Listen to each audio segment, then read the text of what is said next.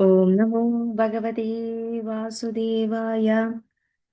सान्द्रानन्दावबोधात्मकम् अनुपमितं कालदेशावधिभ्यां निर्मुक्तं नित्यमुक्तं निगमशतसहस्रेण निर्भास्यमानम् अस्पष्टं दृष्टमात्रे पुनः पुरुषार्थात्मकं ब्रह्मतत्त्वं तत्तावद्भाति साक्षात् गुरुपवनपुरे हन्तभाग्यं जनानां नम्राणां सन्निधत्ते सततमपि पुरैसैरनभ्यर्थितानभिः अर्थान् कामानजस्रं विदरसि परमानन्दसान्द्रां गतिं च इत्थं निशेषलभ्यो निरवधिकफलपारिजातो हरे त्वं क्षुद्रं तं शक्रवाणी द्रुममभिलषति व्यर्थम् अर्तिव्रजोऽयं सूर्यस्पर्धिकिरीटमूर्ततिलगत् प्रोद्भासि फालान्तरं कारुण्याकुलनेत्रमाद्रहसिदोल्लासं सुनासापुडं गण्डोद्यन्मकराभकुण्डलयुगं कण्डोज्ज्वलत्कौस्तुभं त्वद्रूपं वनमाल्यकारपडल श्रीवत्सदीप्रं भजे केयूराङ्गदकङ्गणोत्तममहारत्नाङ्गुलीयाङ्गिद श्रीमद्बाहुचतुष्कसङ्गतगदा शङ्खारिपङ्गेरुकां काञ्चित् काञ्चन काञ्चिलाञ्चितलसत्पीताम्बरालम्बिनीमालम्बे विमलाम्बुजद्युतिपदां मूर्तिं तवार्तिच्छिदम् पडन्तो नामानि प्रमदपरसिन्धौ निपतिताः स्मरन्तो रूपं ते वरद कथयन्तो गुणकथाः चरन्तो ये भक्ता त्वयि खलु रमन्ते परममुन् अहं धन्यान् मन्ये समधिगतः सर्वाभिलषितान् विधूय क्लेशान् मे कुरु चरणयुग्मं धृतरसं भवक्षेत्रप्राप्तौ करम् अपि च ते पूजनविधौ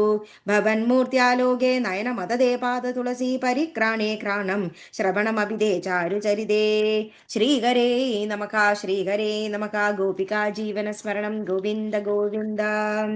दशकम् 75 कंसवदम् प्रातःसन्द्रस्तभोजक्षितिपदिवजसा प्रस्तुते मल्लतूर्ये शङ्खे शाक्न्यां च मञ्जान् अभिययुषी गदे नन्दगोपेऽपि हर्म्यं कंसे सौदाधिरूढे त्वमपि सहबलः सानुगश्चारुवेशो रङ्गद्वारं गतो भूकुपितकुवलया पीडनागावलीडम् पापिष्टापेहि मार्गाद्रुतमिति वजसा निष्ठूरक्रुद्धबुद्धेः अम्बष्टस्य प्रणोदात् अधिगजवज्जुषा हस्तिना गुह्यमाण केळीमुक्तेद गोपी कुजकलशच्चिरस्पर्धिनं कुम्भमस्य व्याहत्यालीयदास्त्वं चरणभुवि पुनर्निर्गतो वह्गुलासी हस्तप्राप्योपगम्यो चडिति मुनिजनस्येव धावन् गजेन्द्रं क्रीडन्नापात्य भूमौ पुनरभिपदद तस्य दन्तं सजीवम् मूलादून्मूलतन्मूलः महितमकामौक्तिकानात्मनित्रे प्रातस्त्वं हारमेभि ललितविरचितं राधिकायै दिशेदीं गृह्णानं दन्तमंसे युधमदकलिनारङ्गमङ्गाविशन्दं त्वामङ्गल्याङ्गभङ्गीरवसहृदमनोलोचना वीक्ष्य लोकाः हं हो धन्यो किदन्तो नखि नखि पशुपालाङ्गनानो यशोदा नो नो धन्ये क्षणा स्म स्त्रिजगदी वयमेवेदि सर्वे शशंसुः पूर्णं ब्रह्मैव साक्षात् निरवधि परमानन्दसान्द्रं प्रकाशं गोवेषु त्वं व्यलासि न खलु बहुजनैः तावदावेदितो भूः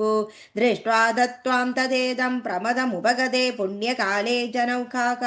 पूर्णानन्दाभिपापा सरसमभिजुगगु त्वत्कृतानि स्मृतानि चाणूरो मल्लवीरस्तदनु नृपगिरा मुष्टिगो मुष्टिशाली त्वां रामं चाभिपेदे चडचडितिमितो मुष्टिपादातिरूक्षम् उत्पादापादनाकर्षण विविधरणान्यासदां तत्र चित्रं मृत्यो प्रागेव मल्लप्रभुरगमदयं भूरिशो बन्धमोक्षान् हादिकष्टं कुमारौ सुललितवपुषौ मल्लवीरौ कठोरौ न द्रक्ष्यामो व्रजामं त्वरितमिति जने भाषमाणे तदानीं चाणूरं तं करोद्ब्राह्मण विगलदसुं प्रोदमामासितोर्व्यां पिष्टो भुन्मुष्टिगोभी द्रुतमदकलिना नष्टशिष्टै ददावे कंसं संवार्य तूर्यां कलमधिरभिदन् कार्यमर्यान् पृतृंस्तान् आगन्तुं व्याप्तमूर्ते तव च समशिद दूरमुत्सारणाय रुष्टो दुष्टोक्तिभिस्त्वं गरुड इव गिरिं मञ्जन्नुतञ्चत् खड्गव्यावृद्धदस्सं ग्रहमपि च घटात् प्राग्रहात् ग्रौसखेसी सद्यो निष्पिष्टसन्धिं भुवि निरपदिमापात्य सस्योपरिष्टात् त्वय्यापेत्यत्तदैव त्वदुपरि पतिता नाकिनां पुष्टवृष्टिः किं भ्रूमस्तदानीं सततमपि पिया त्वद्गदात्मा सभेजे सायुज्यं तद्वदोता परमपर इयं वासिना कालने मेघे तद्भ्रातृनष्टपिष्ट्वा द्रुतमदपितरौ सन्नमनुग्रहसेनं कृत्वा राजानमुच्चै यदुकुलमखिलं मोदयन् कामदानैः भक्तानामुत्तमं चोदव्वमरगुरो आप्तनीतिं सखायं लब्ध्वा तुष्टो नगर्यां पवनपुरपदेरुन्दिमे सर्वरोगान् श्रीहरे नमः गोपिका जीवनस्मरणं गोविन्द गोविन्द. Thank you.